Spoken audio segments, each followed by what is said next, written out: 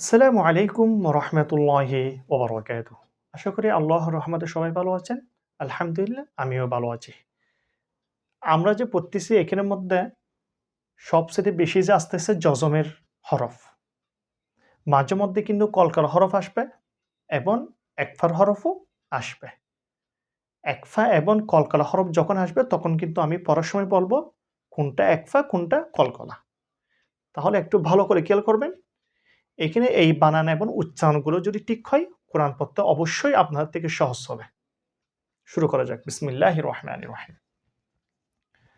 ফা সদ জবর ফাস, লাম দুই পেশ লুন, ফাস লুন। কব দাল জবর কদে, কলকলা হরফ। হা আলিফ দুই জবর হান, কদে হান।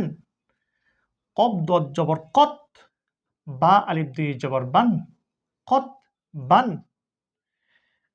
কাফ হামজা জবর কা, সিন আলিফ দুই জবর সান, কা সান। কাব দাল জবর কাদে, হা আলিফ দুই জবর হান, কাদে হান। লাম গইন জবর লক, ওয়াও আলিফ দুই জবর ওয়ান, লক ওয়ান। আপনারা যদি কায়দার মধ্যে যদি বানান এবং উচ্চারণ যদি ঠিক করতে না পারেন, কোরআনের মধ্যে সুন্দরভাবে সহিভাবে পড়াটা কিন্তু সহজ হবে না। কাজেই কায়দার মধ্যে বানান এবং উচ্চারণগুলো ভালো করে পড়তে হবে, শিখতে হবে।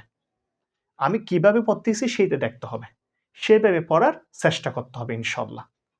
আল্লাহ হাফেজ। আসসালামু আলাইকুম ওয়া রাহমাতুল্লাহি ওয়া বারাকাতুহু।